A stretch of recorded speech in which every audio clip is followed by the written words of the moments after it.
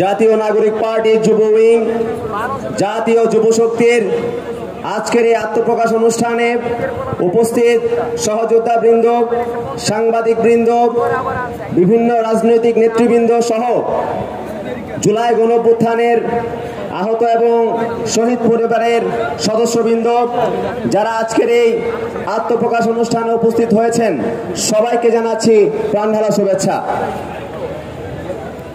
জাতীয় যুব শক্তির ঘোষণাপত্র পাঠ করছি। বিসমিল্লাহির রহমানির রহিম। জাতীয় যুব শক্তির ঘোষণাপত্র।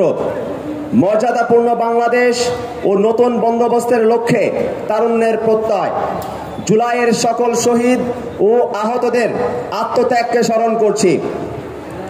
আমরা জাতীয় যুব শক্তি বিশ্বাস করি যে ইতিহাসের প্রতিটি মৌলিক পরিবর্তনের নেতৃত্ব দিয়েছে তরুণেরা এবং এখন সময় এসেছে একটি নতুন রাজনৈতিক বন্দোবস্ত ও নতুন প্রজাতন্ত্র নির্মাণের। আমরা দাঁড়িয়ে আছি এক ধারাবাহিক লড়াইয়ের সন্ধিক্ষণে, যার সূচনা হয়েছিল 1947 সালের উপনিবেশ বিরোধী আজাদি লড়াইয়ে, পরবর্তীতে 1971 সালের স্বাধীনতা সংগ্রাম আর এক নতুন দিশা ও প্রত্যয়ের জন্ম দিয়েছে 2024-এর ঐতিহাসিক ছাত্র গণ অভ্যুত্থানের মাধ্যমে। এই অভ্যুত্থান কেবল ক্ষোভের বিস্ফোরণ নয়, এটি ছিল নতুন রাজনৈতিক কল্পনার জন্ম মুহূর্ত, যেখানে তরুণেরা স্পষ্ট ভাষায় জানিয়ে দিয়েছে বর্তমান ব্যবস্থা আর চলতে পারে না। নতুন রাষ্ট্রকল্প প্রয়োজন এক নতুন পথ। নতুন রাষ্ট্র ও রাজনীতির আকাঙ্ক্ষায় জুলাই গণঅভ্যুত্থানের সূচনা করেছিল যুব শক্তি। জুলাইয়ের গণঅভ্যুত্থানেরই ধারাবাহিকতা। আমরা চাই দায় ও দরদের রাজনীতি, যেখানে নেতৃত্ব মানে দায়িত্ব গ্রহণ, সহানুভূতিশীলতা, সহনশীলতা এবং নাগরিক সমস্যার সমাধানের উদ্যোগ। দায়িত্ব, সহানুভূতি ও মানবিকতা ছাড়া রাজনৈতিক জনগোষ্ঠী গড়ে তোলা সম্ভব নয়। দায় ও দরদের রাজনীতি অধিকার ও সংহতি প্রতিষ্ঠা করে। তাই দায় ও দরদের অনুশীলন আমাদের রাজনীতির অন্যতম নৈতিক ভিত্তি হবে ইনশাআল্লাহ। আমরা চাই এমন এক বাংলাদেশ যেখানে নাগরিক মর্যাদা শুধু কাগজে নয়, বাস্তব জীবনে প্রতিফলিত হবে, যেখানে রাষ্ট্রের সকল ভাষা, সংস্কৃতি, ধর্ম ও জাতিসত্তার মর্যাদা দেবে, যেখানে সাম্প্রদায়িক সম্প্রীতি কেবল স্লোগান নয়, রাষ্ট্রীয় নীতির ভিত্তি হবে, যেখানে যে কোনো প্রকার ধর্মবিদ্বেষ ও উগ্রতাকে পরিহার করে বৃহত্তর জনগোষ্ঠীর ধর্মবোধ ও সামাজিক নৈতিক মূল্যবোধের প্রতি শ্রদ্ধাশীল থেকে আমরা সম্প্রীতি, ইনসাফ ও নাগরিক মর্যাদা প্রতিষ্ঠা করব ইনশাআল্লাহ।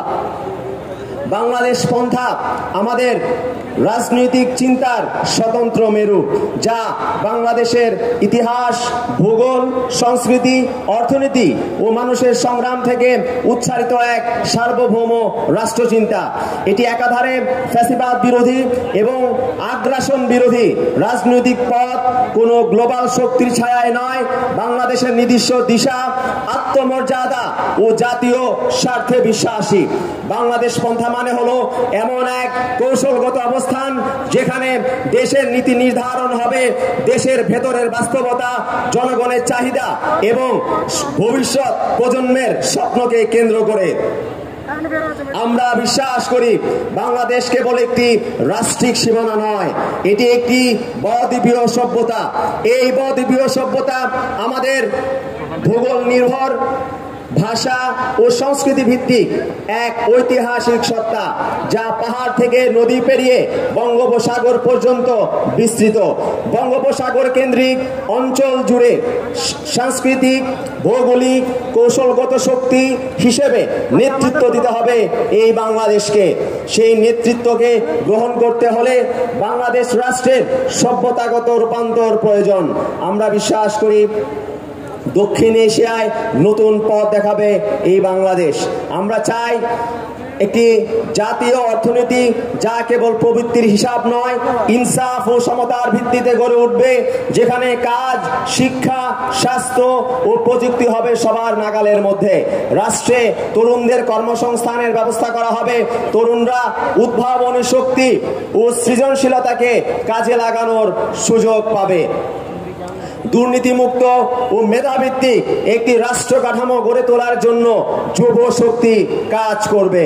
আমরা চাই গণতন্ত্র ও সুশাসনের এমন কাঠামো যা কেবল ভোটে সীমাবদ্ধ থাকবে না, বরং প্রতিটি সিদ্ধান্ত, আইন ও নীতি জনগণের অংশগ্রহণ থাকবে।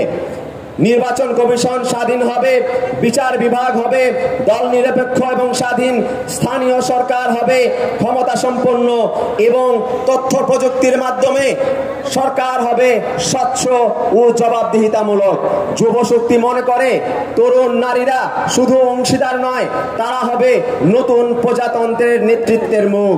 পরিবার, কর্মক্ষেত্র, রাজনীতি ও আন্দোলনে তাদের উপস্থিতি বাধাগ্রস্ত নয়, মূলধারা পতিত হবে।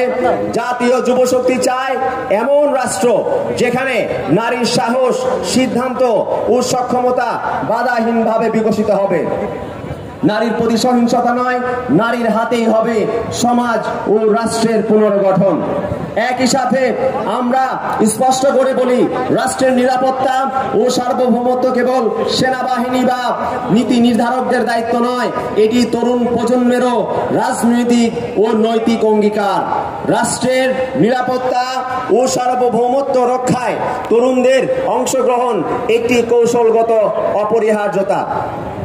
সীমান্ত রক্ষা থেকে শুরু করে তথ্য সংগ্রাম, জলবায়ু বিপর্যয়, খাদ্য ও প্রযুক্তি নিরাপত্তা, সবখানে তরুণদের সক্রিয় ভূমিকা ছাড়া সার্বভৌমত্ব রক্ষা করা অসম্ভব। বহুরূপী চ্যালেঞ্জ আমাদের সামনে রয়েছে: চাকরির সংকট, উদ্যোক্তার পথে বাধা, প্রযুক্তিহীন শিক্ষা, মাদকের ভয়াবহ বিস্তার এবং অন্তঃসার শূন্য বাজার নির্ভর সংস্কৃতি তরুণদের বিপথে ঠেলে দিচ্ছে। আমরা চাই এই সংকট মোকাবেলায় রাষ্ট্র বিনিয়োগ করুক সৃষ্টিশীল কর্মসংস্থান, উদ্ভাবনী উদ্যোগ ও নৈতিক শিক্ষা প্রশিক্ষণে।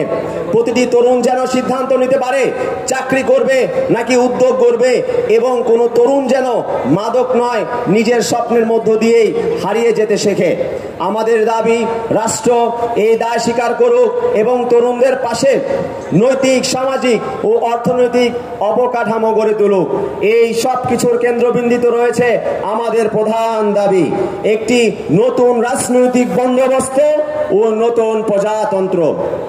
আমরা বিশ্বাস করি সময় এসেছে নতুন সংবিধানের, নতুন রাজনৈতিক চুক্তির, যা এই প্রজন্মকে প্রতিনিধিত্ব করবে, যা এই প্রজন্মের মর্যাদা ও সুযোগ নিশ্চিত করবে, যা ক্ষমতার ভারসাম্য, জবাবদিহিতা, ন্যায্যতা, পরিবেশ ও প্রযুক্তির চ্যালেঞ্জকে গ্রহণ করে নতুন রাজনৈতিক ভবিষ্যৎ নির্মাণ করবে।